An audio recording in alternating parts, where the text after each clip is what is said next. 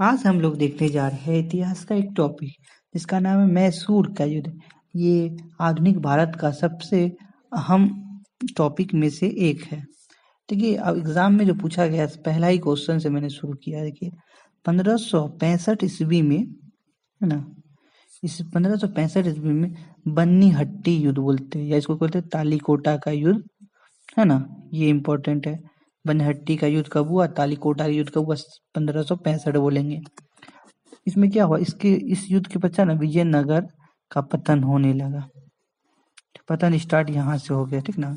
विजयनगर के विध्वंस शेषों पर मैसूर राज, जो विजयनगर खत्म होने वाला था ना, उसी पर बना है मैसूर राज।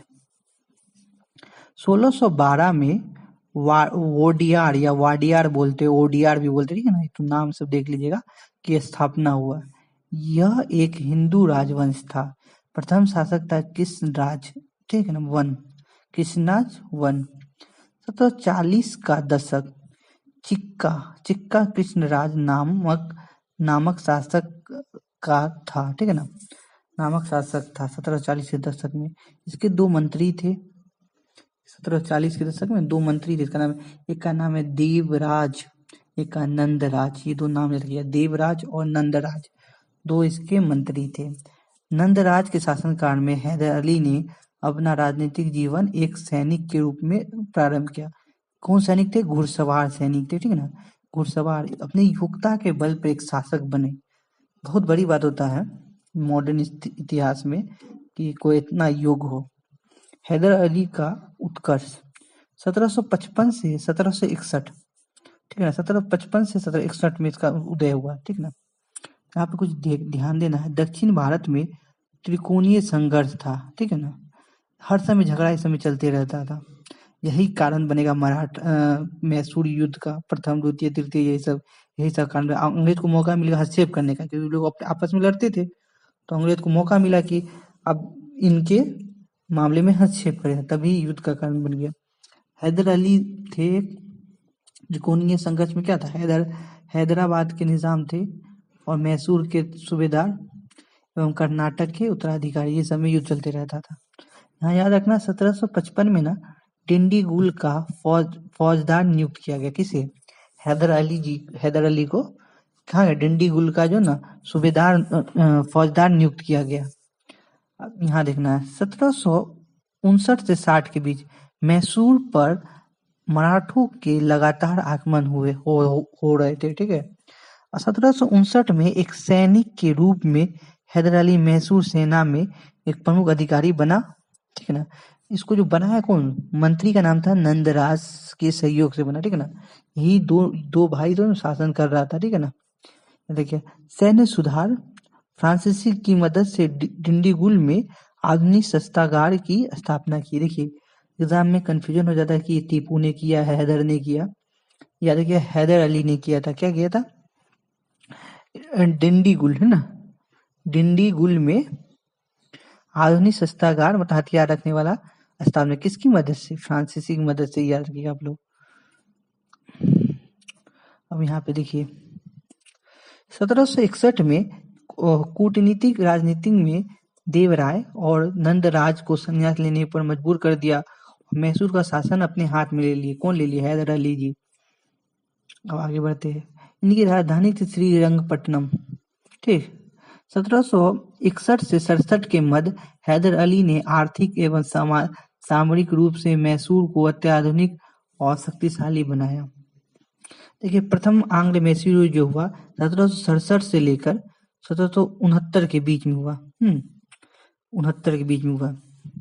निजाम है, मराठा है, ब्रिटिश है, इधर से लड़ने आए, ठीक। इधर हैदर अली अकेले थे। ये अपनी कूटनीति का सहारा लेकर इन लोग को इधर बुला लिया, आओ तुम लोग दोस्त, निजाम मराठा, तुम मेरे भाई हो, आओ मेरे साथ लड़ो, ठीक है ना। हैदर अली ने कूटनीति से मराठों को धन देकर और निजाम को अपने पक्ष में कर गठबंधन तोड़ दिया। इसका गठबंधन तोड़ दिया, अपने मिला दिया। चलो, ये क्या हुआ? ब्रिटिश पराजित हुआ, ठीक है। ब्रिटिश गवर्नर था वेलेस्ट, है ना, वेलेस्ट, इसको वेंस्टार्ट भी बोलते हैं, तो नाम में कंफ्यूजन बहुत होता है। और ये जो खत्म हुआ युद्ध किससे? मद्रास की संधि से, समझे ना। मराठा निजाम शुरुआत में जो लड़े तो ब्रिटिश की तरफ से लड़े, फिर क्या हुआ, हैदर अली ने लोभन दिया तो वो लोग दोनों इधर आ गए हैदर अली के पास। अब द्वितीय आंग्ल मैसूर युद्ध, द्वितीय आंग्ल मैसूर युद्ध देखते हैं, जो 1780 से लेकर 1784 के बीच हुआ। इसमें क्या हुआ, मद्रास संधि के अनुसार एक दूसरे के द्वारा जीते गए क्षेत्र को लोग लौटा दिया, बोला चलिए बराबरी भी खत्म हुआ तो आप भी ले लीजिए, हम भी ले लेते हैं। महागठबंधन बनाया गया। हैदर अली बोले क्या चलो आज फिर से बनाते हैं। हैदर अली, मराठा निजामी सब एक साथ थे। प्रारंभिक विजय, ब्रिटिश जनरल बेली को पराजित कर दिया। पकड़ा बेली को, बोला बेले फोड़ देंगे तुमको, मार मार के बेली को फाड़ दिया तीनों मिलके। हैदराबाद ने कर्नाटक की राजधानी आरकोट पर अधिकार कर लिया। आरकोट पे क्या किया, टीपू हैदर अली ने कर लिया अधिकार। 1781 से 82 के बीच क्या हुआ, पोर्टोनोवा का युद्ध हुआ, ठीक है ना। बहुत एग्जाम में बहुत पोर्टोनोवा, 82 भी कहीं लिखा था, कहीं 81 भी, ठीक है। 82 हम लोग मान के चलते हैं, दोनों मैंने लिख दिया कि आपको कंफ्यूजन नहीं हो। देखिए ब्रिटिश जनरल आयरकोट ने हैदर अली को हरा दिया।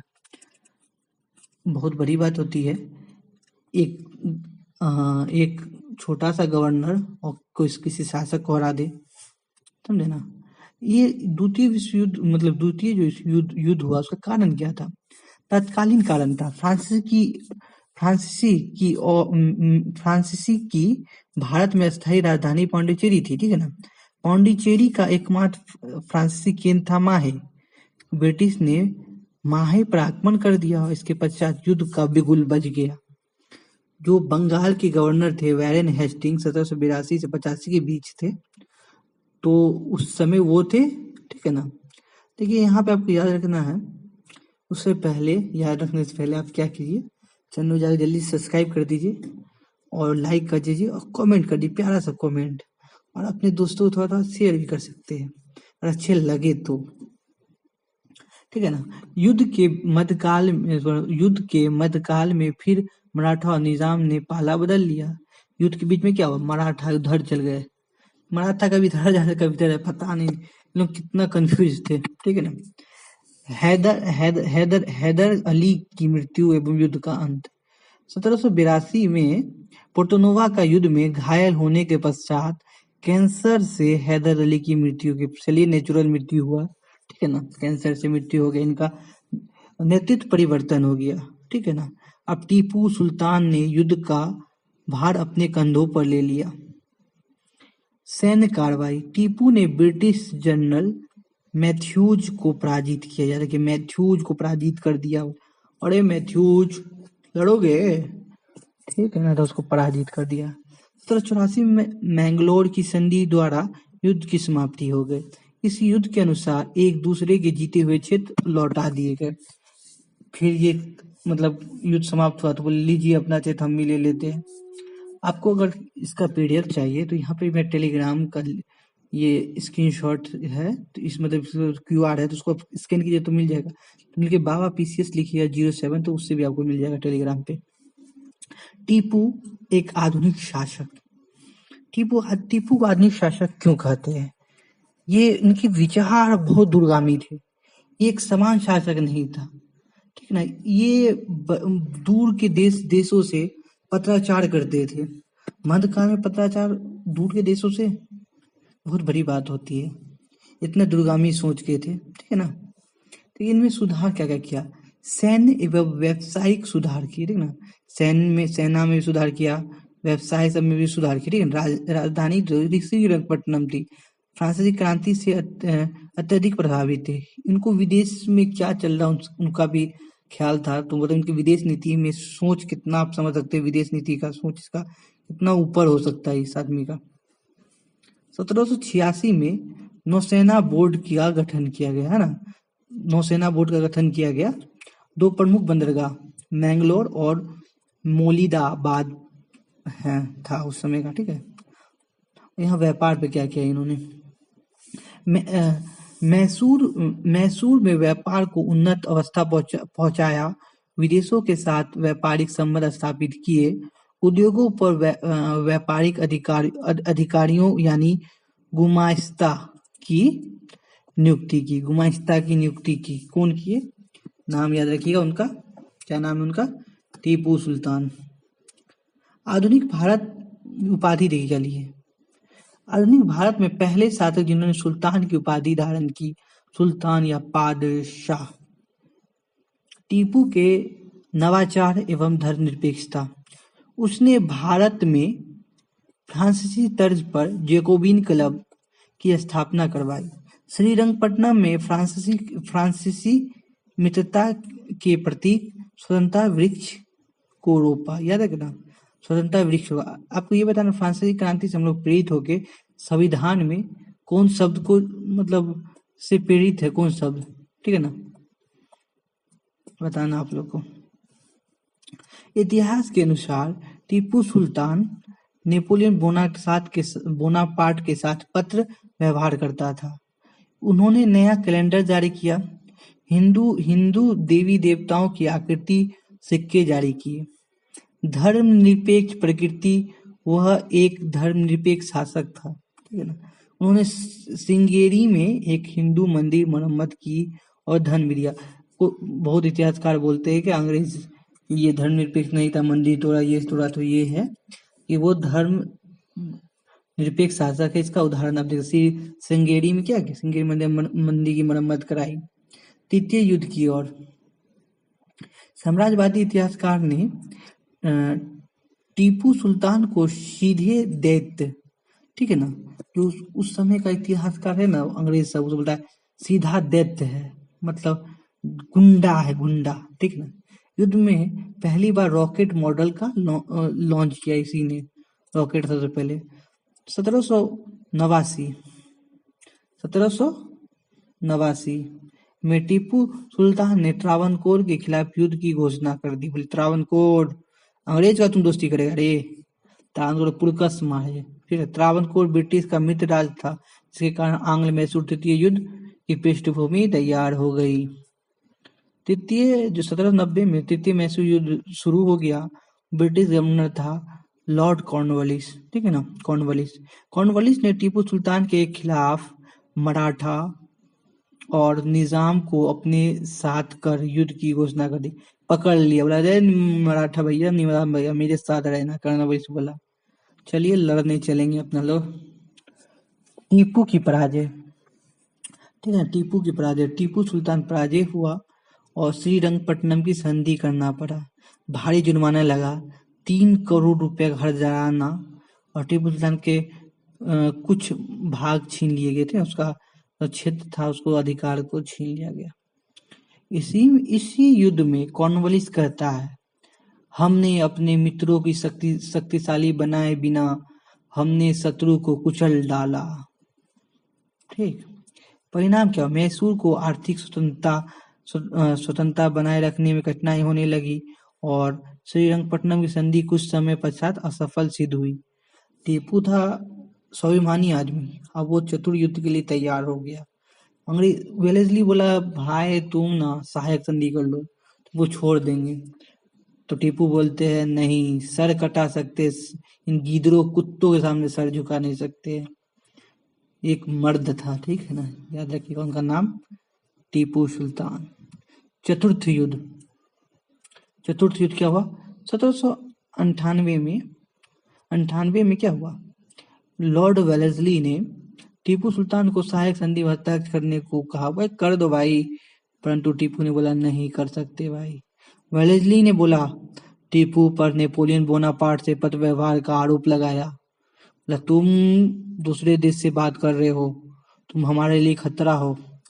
तो वेलेस्ली ने क्या किया, मराठा निजाम को सहयोगी बनाया और चतुर्थ आंग्ल मैसूर युद्ध की घोषणा कर दी। बोला मराठा भैया आपको भी हम कुछ देंगे, निजाम भैया आपको भी देंगे, लेकिन आप इस टीपू भैया को खत्म कर दो। चलिए अब इसके लिए स्टार्ट होता है। 1799 में श्रीरंगपट्टनम में लड़ते हुए टीपू की मृत्यु हो गई। टीपू का एक कथन है जो आप लोगों ने सुना होगा, गिद्ध की भांति 100 वर्ष जीने से अच्छा है एक दिन शेर की भांति जीना, ठीक ना। गिद्ध, गिद्ध है ना, मतलब आप इसको आप रिलेट कर सकते हैं कि कुत्ता की जिंदगी, आप समझ जाइए, कुत्ता की जिंदगी 100 साल और मनुष्य का मतलब अच्छा जिंदगी एक दिन का। ये कोई मतलब मैं ये नहीं बोला कि जानवर ही खराब है, तो ना उसे मैं बता रहा हूँ, ठीक है ना। जो हमारे समाज में देखा जाता है, कुत्ता इधर उधर जाते रहता है। मैसूर का विभाजन, टीपू की मृत्यु हो गया, मैसूर 1/3 भाग मिला निजाम को, 1/3 भाग मिला मराठा को, 1/3 भाग ब्रिटिश को मिला। जो बच गया थोड़ा हमारा 1-2%, उसको क्या किया गया पता है, ओडियार वंश को दे दिया गया जो पहले था।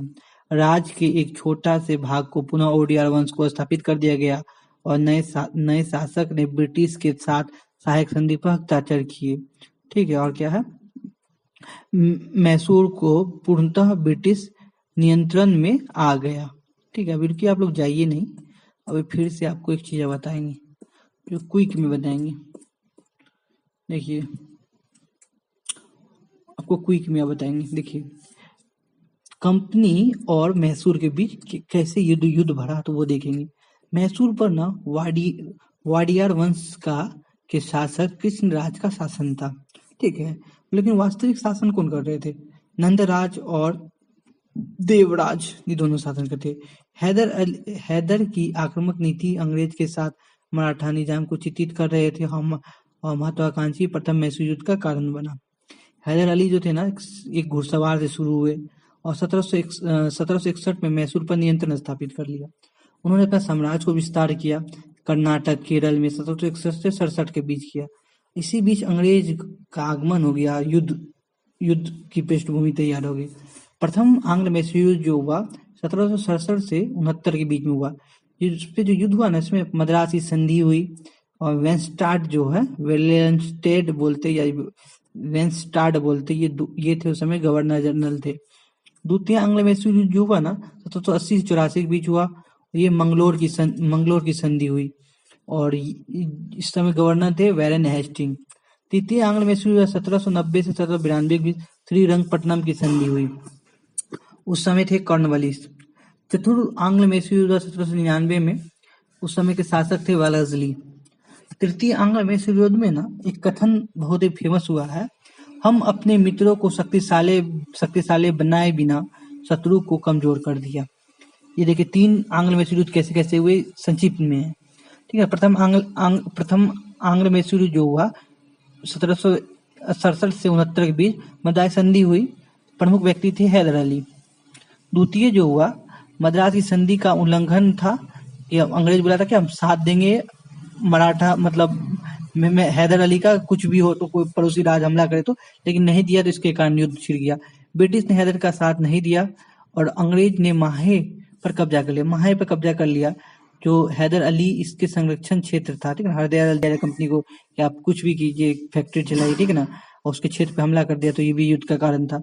और 1780 से 82 के बीच हैदर अली की मृत्यु हो गई, तो 1782 का पुत्र टीपू सुल्तान नेतृत्व किया, ठीक है ना। इसी बीच एक संधि हुई, मैंगलोर की संधि हुई, टीपू अपमानजनक संधि माना इसको। फिर याद है 1790 से तृतीय आंग्ल मैसूर युद्ध 1790 से 92 के बीच 1789 में कॉर्नवालिस ने निजाम को पत्र लिखा और भारत में अपने मित्रों की सूची दी, जिसमें टीपू का नाम को काट दिया, ठीक है ना। यह मैंगलोर संधि की भावना के विपरीत था। मैंगलोर संधि में बात किया कि हम तुम्हारा मित्र है, तुम सहयोग करो, हम भी सहयोग करेंगे, लेकिन ये क्या हुआ, सहयोग के नाम पे धोखा, ठीक है ना। 1789 में टीपू द्वारा त्रावणकोर जो ब्रिटिश का दोस्त था, उस पर आक्रमण कर दिया। अब चौथा देखते हैं, श्रीरंगपट्टनम की संधि एवं चतुर्थ युद्ध। 1782 में श्रीरंगपट्टनम संधि हुई, अपमानजनक संधि था, ठीक है, तृतीय युद्ध में, इसी का है तृतीय युद्ध में। और टीपू ने अपने आधे भूभाग गवा दिए और मित्रों को, जैसे मराठा, निजाम, ब्रिटिश, आपस में लोग बांट लिए। 3 करोड़ 30 लाख का भारी जुर्माना मुआवजा हो देना पड़ा, और 3 करोड़ 30 लाख का। अंग्रेजों को मिले क्षेत्र डिंडीगुल, मालाबार, बारामहल, ये सब अंग्रेजों को क्षेत्र मिल गया। देखिए चतुर्थ आंग्ल मैसूर युद्ध 1799 में, चतुर्थ आंग्ल मैसूर कब है, 1799 में।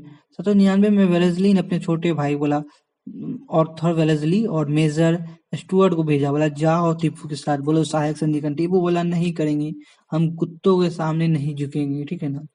तो इसके कारण चतुर्थ आंग्ल में मतलब युद्ध हो गया। वेलेस्ली का प्रस्ताव को ठुकरा दिया, बोला जाओ निकल। 1799 में श्रीरंगपट्टनम में लड़ते हुए टीपू मारा गया एक शेर के भांति, ठीक है ना। वाडियार वंश पुनः स्थापित हो गया और शेष भूभाग 1801 में मद्रास प्रेसिडेंट में मिला लिया गया। एक आपको कथन आखिरी में बता देते हैं, वो कथन आपके जिंदगी बदल सकता है। तो ये हैदर अली का कथन है,